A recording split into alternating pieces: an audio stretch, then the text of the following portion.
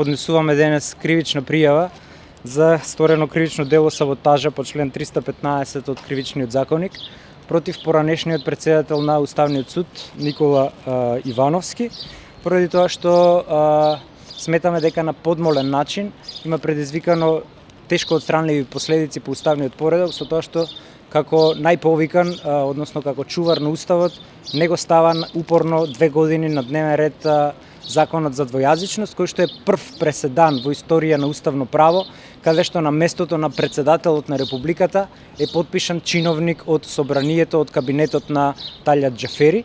Сметаме дека ова е многу опасно подкопување на уставниот поредок. Вакви кривични пријави по падот на оваа власт ќе следуваат и за сегашниот председател на Уставниот суд, доколку него стави на дневен ред, и за директорот на јавното предпријатие Службен весник, кој што го објави ова парче хартија без подпис на председателот.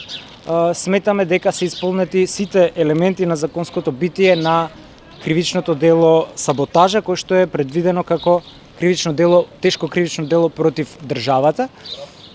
И ова пресконференција ќе употребам уште и да ги кажам некои од посензитивните мерки кои што ги предлагаме во сферата на правосудството.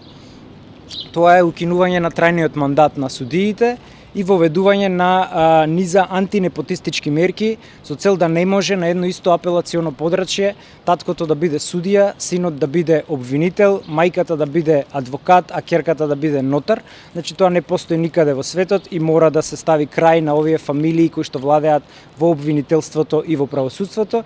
И конечно предвидуваме намалување на тарифите и укинување на извршителите како непотребни во нашиот правосуден систем и нивна замена со судии и извршители, бидејќи имаме 200 судии кои се технолошки вишок, па наместо да ги бркаме од работа, подобро е да им се даде да работат извршни предмети.